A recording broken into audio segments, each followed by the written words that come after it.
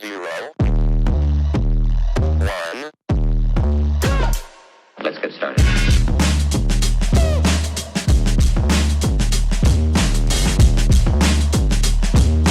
Hello everybody and welcome to another episode of the Black and White United Show. I'm your host Andreas. Thank you so much for tuning in. Lots to get through today, but as you can see from the banner on YouTube, we are going to be doing a player focus on probably our 110% our best player, arguably one of the most important players, one of the best players in the competition, and someone who has just helped us go to the next level. And that's Nick Daicos. We're going to do a player focus on him. We're going to, well, the boys are back at training also, so I'm not going to get too much into that at the moment. We've got our live happening tonight, which is going to be like really good. I'm looking forward to it. Doing the final bits of planning today, but we are going to get straight into it. Also, I want to touch on the whole Matt Rao situation. I want to, see where do we fit into that and how on earth Geelong is about to poach another player like this is just staggering. But we're going to get into it. Let's go. So I really don't think I have to go into the whole accolades and ins and outs of Nick Daicos. It's just obvious for everybody. What I want to talk about with him, though, is how he has taken us from when he first started to obviously the Premiership and now. What he could have already achieved as well. Like, if it wasn't for that injury against Hawthorn in 23, Nick Daicos wins the Brownlow medal in 2023. How he didn't win it in 2024, and I'm not taking anything away from Paddy Cripps because he had an amazing season, but you think to yourself, Jesus Christ, you've racked up the most amount of Brownlow votes in the history of all Collingwood players, in the history of the AFL. No one's ever got as much as you, except for the one player who beat you on the night. So, he probably should have won two by now, but nevertheless, who cares because he's got the Premiership medal. What he does now with a player of his calibre into our side, take a look at 2018, right? Take a look at 2018. We made the grand final. We had some really good players playing. We had different players playing. De Goey was more of a forward back then too. So, I mean, you had the whole Pendles situation in the midfield, but you get Taylor Adams and stuff.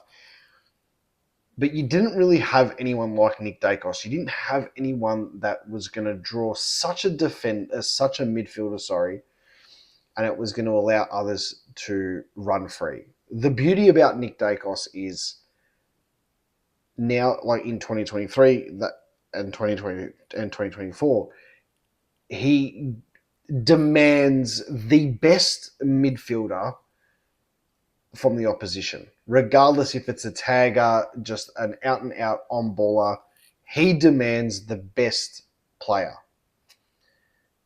That allows, and I've said this in, obviously, Geordie's player spotlight, Crispy's player spotlight, it allows the others to play their role while not being compromised with our superstar. And it's just like, finally, we have that. I mean, Carlton have got it with Crisp.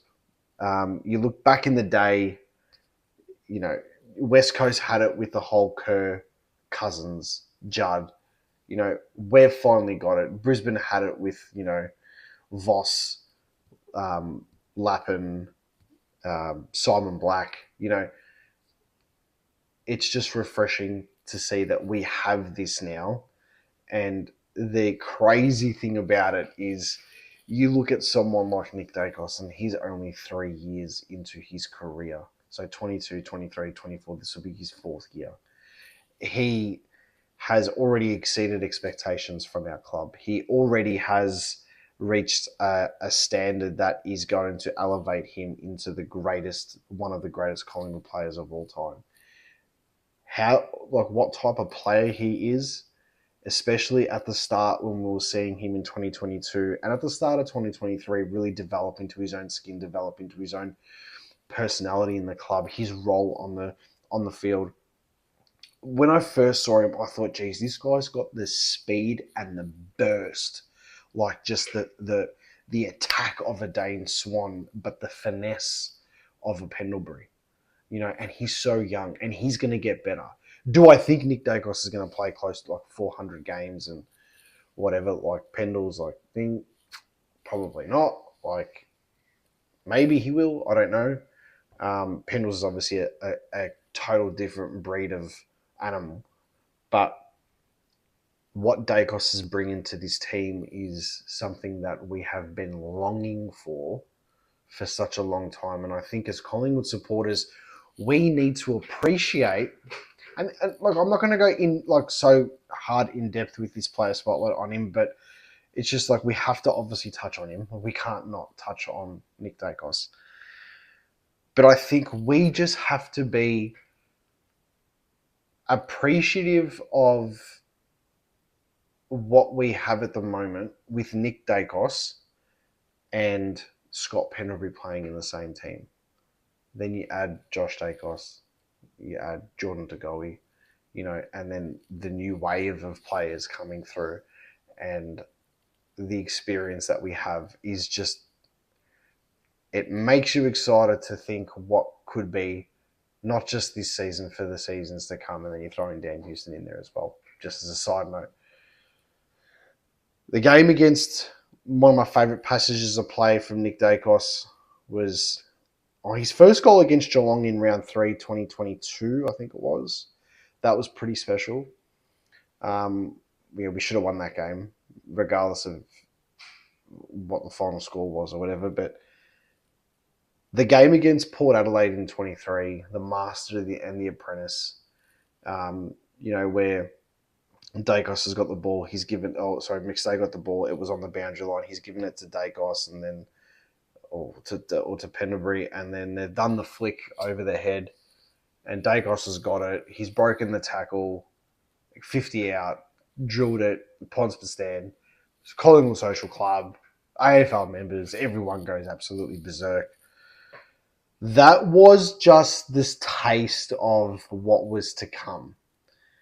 And then you fast forward to the last day of the season in the grand final, and you've got, if you watch the recall and stuff, and, the Pendlebury Daicos conversation where he was like, do you want me to go in? And then Pendle said to Daicos, like, are you serious? Like, do you not want to be part of this? And then Pendle said, I'm pretty sure Pendle said, like, that was the only time he saw Daicos sort of like think, fuck, like be a bit hesitant or whatever. But that was a moment. That was a moment of football folklore. And I know this is not a Scott Pendlebury thing, but they just complement each other so much.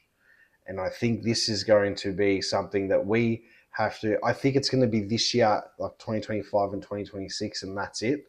And we need to appreciate that we'll probably get a total of, 5 or 6 seasons. So 22, 23, 24, 25, 26. So 5 seasons of Daicos and Pendlebury together. That's if Pendles doesn't call it quits at the end of this season. But you look to that last game, that grand final, where, the ball gets tapped down, Pendlebury kicks it, Daicos then reads the pack and then does the beautiful, it's like an Air Jordan moment, but it's an Air Daicos moment. I'd love to see like an AFL logo if anyone's out there watching. You got the NBA logos obviously with Jordan and stuff like that, or you got the Air Jordan logo. I love to see an Air Daicos logo with the hand pass over to Tagoe. Just as something that we can remember for the rest of our lives and stuff. Like I'd actually get that little thing tattooed on me. Like if I probably should anyway. But regardless, it's just the moment where he does that. And you look at, like, obviously the start of the season with the Master and the Apprentice, like against Port Adelaide, that bit of play there where Tagoe ends up kicking the goal, but Daicos and Pendlebury have such an impact in that play. I just want this to last forever, and I just think it doesn't do it justice in football if Daicos was not to another grand final. Pendlebury deserves another one, even though he's, I know I'm being greedy there, but he does. He deserves to be up there with the Hodges, the Selwoods and stuff as multiple, the Cochins and stuff as a multiple grand final winners, like more than two. Like, I think if Pendles was to get that. But anyway, we'll talk about that at a different time. But Daicos for sure needs to be there. And I'm just so grateful that he's already gone to that level and he's still so young. And I think we have to really appreciate that. So, what I want from him this season, I know this is, I've gone off into fairyland and stuff, but we all know how much this player means to us in this club. And his brother too, which we're not going to take that away. I think they complement each other really well. I would love to see Nick Daicos win the Brownlow medal this year. I would love to see Nick Daicos be the youngest, or one of the youngest players ever to captain the All-Australian team. I'd love to see Nick Daicos become the captain of the Collingwood Football Club. I know that's not going to happen this season, but I really would love to see that. I think he's made for it. And if he can...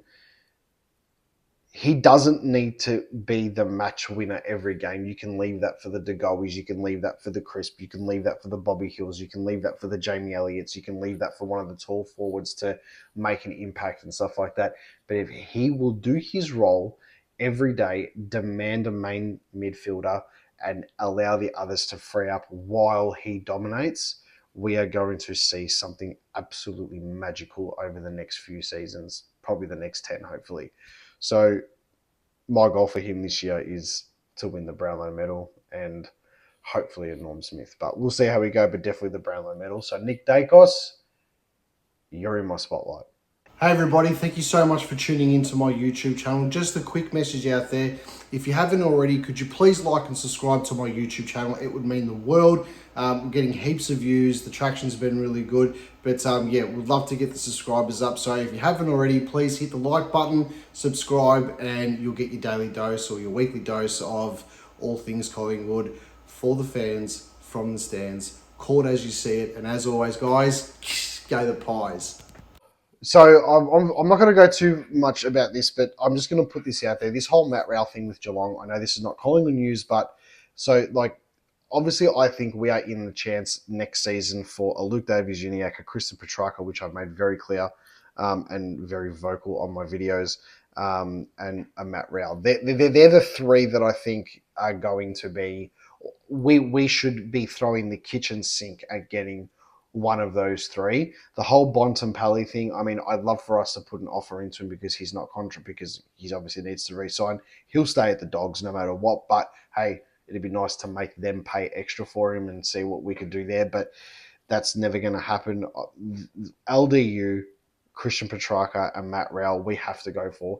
How Geelong can fit this into their salary cap, I have no idea. I know Selwood's not playing. I know Tommy Hawkins not playing. I know they made a few delistings, and I'm pretty sure Gary Rowland was on a fair bit of money as well, which understandably, I mean, he was, in 2022, which is only like 3 years ago, he was such a key part of their premiership. So I get it. I understand. They've lost a fair bit of money there. But you just got Bailey Smith. I'm pretty sure that, I know they lost Tui as well, but they've got players that are on a shit ton of money. How they can grab a player like that to go into their side after Bailey Smith is wild. Is wild. And if they do it, kudos to them. But Collingwood need to really try and focus in on getting another one of these players, because if we can land one of those three for next season, it's going to be massive. Now, we're going to talk about this tonight on the live. We are going to, I want you guys to ask as many questions as you can. I want to get this all out in the open. But I don't want to see them do what we should be doing because they've done it for too long. I know we're not going to utilise the draft as much as what we probably should. We've got Thomas McGon coming in next season, which is going to be amazing, and doesn't he look good at training? But I really just don't want to see them just topping up with those other few players, and it just keeps them there. It keeps them in the top four. It keeps them in the top six. It keeps them fighting in preliminary finals and sneaking in the grand final, every 4 to 5 years. Like, enough's enough with them. I want us to be like that. I want us to be like that, not make a grand final once every 5 to 10 years and, not winning it or winning one every 13. Like, come on, mate. Like, seriously. So, we really should be going in for LDU, Christian Petrarca, and Matt Rowell, and we'll talk about that tonight on the live 100%. So, just to leave the video here, we obviously now know why Mason Cox went back to America this last week and so, or a week or so, because he lost his grandfather. So, we obviously send our condolences and love to him. He's back now. He's back training. And hopefully he can get his mind off that and focus on what's on the task at hand. But well done to the club on letting him go back home and spend time with his family and stuff, because the in times like that, the best place that you want to be is with your family. And I think that's going to be a real refresher for him, being able to see not just his mum and dad and his brothers, but his extended family also, spend time with them, come back, get ready, and go straight into the season. But, from Black and White United, from myself to Mason Cox, condolences to you and your family. Yeah, we're getting in the thick of it now. We've only got a few, weeks left until the match simulation and the practice games start. I'm not sure if I'm going to be at the Richmond game at Icon Park. I get back from Queensland that day that the game's on, so we'll obviously see how we go there. I will do my best to try and get down. We will be going to a training session within the next couple of weeks, so I'm organising that with my work schedule and stuff, but it's all going to happen. But for now, we're going to go live tonight, so it's going to be massive. But leave a comment. Tell me what you think. If you want anything for the lives to go on tonight, please leave a comment. Call it as you see it. And as always, go the Pies.